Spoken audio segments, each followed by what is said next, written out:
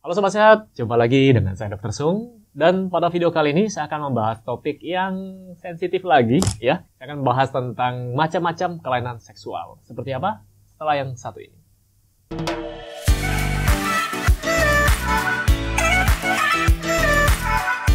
Sobat Sehat, sebelum saya mulai video ini, buat Anda yang sedang mencari produk-produk yang mendukung gaya hidup sehat, seperti suplemen, vitamin, mineral, atau apapun itu yang mendukung gaya hidup sehat, silakan kunjungi boxsehat.com. Di sana ada beberapa pilihan produk-produk kesehatan yang mungkin cocok buat Anda. Oke, silakan nonton videonya. Oke Sobat Sehat, jadi pada awal bulan ini ya, jadi kita lihat ada satu berita, yaitu fetis kain jarik ya. Kalau kita lihat beritanya, Anda bisa lihat beritanya di sini. Ya, saya tampilkan beberapa dari beberapa sumber. Dan ini cukup meresahkan, mengganggu masyarakat. Dan kali ini saya akan bahas beberapa macam gangguan pada perilaku seksual atau perilaku seksual yang menyimpang. Nah, dalam bahasa medis atau di dunia kedokteran, perilaku seksual menyimpang dan terjadi berulang kali ini disebut dengan parafilia. Jadi, parafilia ini sendiri banyak macamnya. Mungkin di negara kita, negara plus 62, terutama pada orang tua yang mendidik anaknya, ini untuk bicara masalah seksual ini adalah hal-hal yang tabu. Jadi ada baiknya kalau Anda, para orang tua, mengajarkan anak Anda, ada pendidikan seksual ya. Jadi ada bagian-bagian tertentu yang boleh disentuh oleh orang lain, dan ada bagian tertentu yang tidak boleh disentuh oleh orang lain. Jadi seperti anatomi alat kelamin, ini Anda harus ajarkan ke anak-anak Anda. Kemudian perubahan bentuk tubuh, perubahan perilaku, dan lain-lain. Sebagian sudah saya bahas kok di video sebelumnya. Silakan cek di sini ya.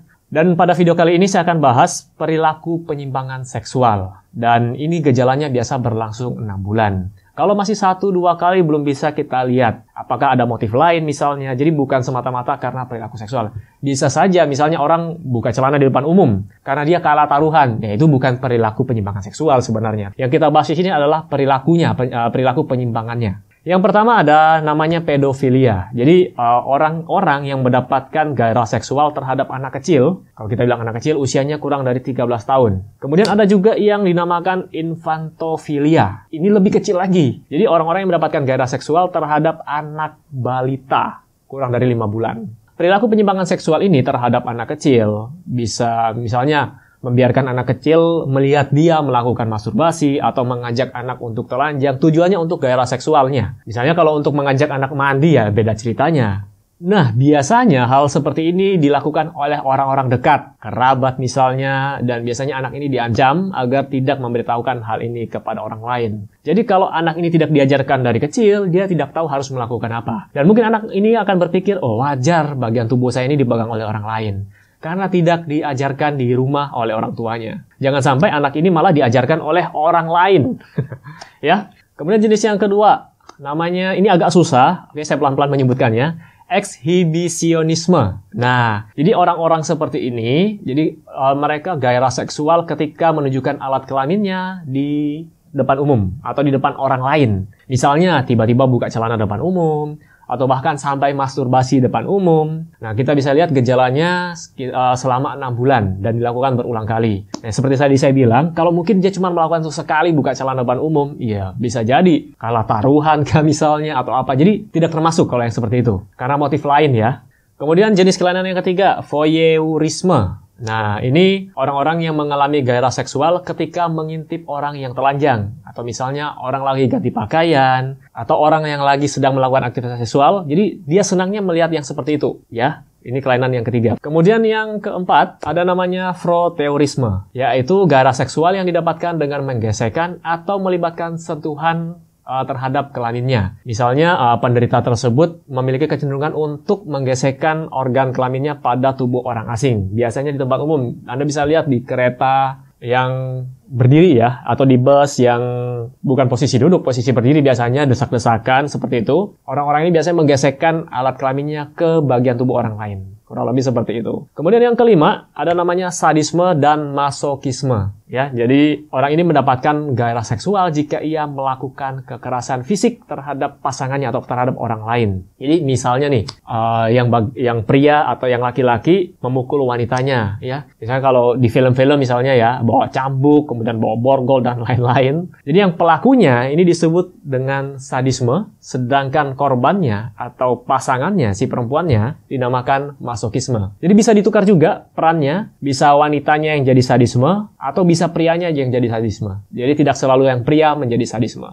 Kemudian yang kelima, transvestisme. Jadi ini orang-orang yang mendapatkan gairah seksual dengan cara berperilaku cross-dressing. Jadi contoh, laki-laki yang mendapatkan gairah seksual ketika menggunakan pakaian pria. Atau sebaliknya, seorang wanita yang mendapatkan gairah seksual ketika menggunakan pakaian pria. Jadi ini dengan berpakaian.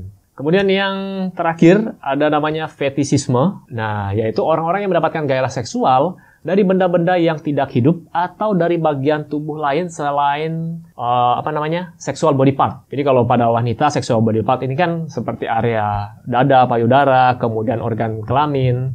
Pada pria juga pada organ kelamin. Jadi selain pada bagian itu. Nah, ini beritanya pada awal bulan ini, beritanya di mana-mana. Ini bulan Agustus ya. Jadi awal bulan itu ada beritanya di mana-mana, fetis kain jarik yang dilakukan oleh mahasiswa. Jadi tujuan video ini bukan untuk menjudge mahasiswa atau bukan untuk menjudge siapa-siapa. Tujuan video ini adalah untuk edukasi. Dan orang-orang yang disebut paraphilic disorder jika sudah menimbulkan distress atau penderitaan bagi si penderita. Nah, untuk objek fetis ini sendiri itu ada 3 ya. Jadi yang pertama dari benda yang tidak hidup. Kemudian yang kedua bagian tubuh lain selain sexual body part.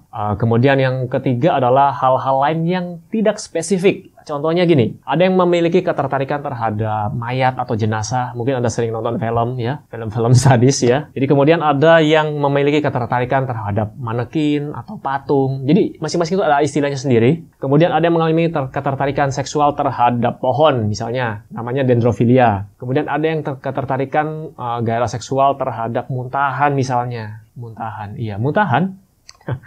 Ya, ada yang memiliki ketertarikan seksual terhadap kotoran manusia, namanya koprofilia. Oke?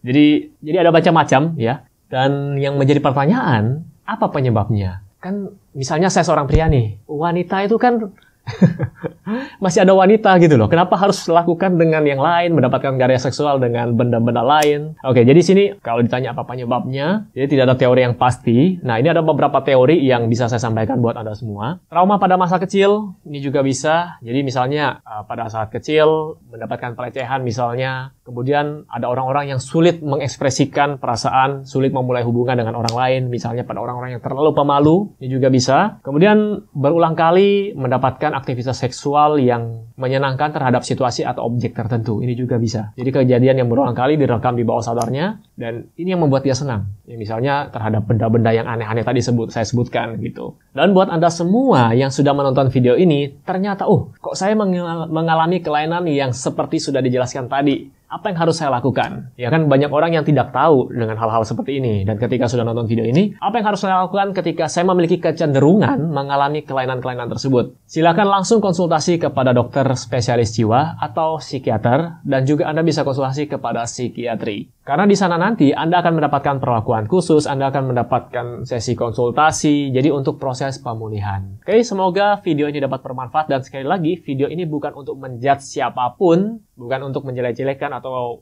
menghakimi siapapun. Jadi video ini tujuannya adalah murni untuk edukasi, dan semoga video ini dapat bermanfaat. Oke, sekian video dari saya, dan sampai jumpa di video saya yang selanjutnya. Salam hebat, luar biasa.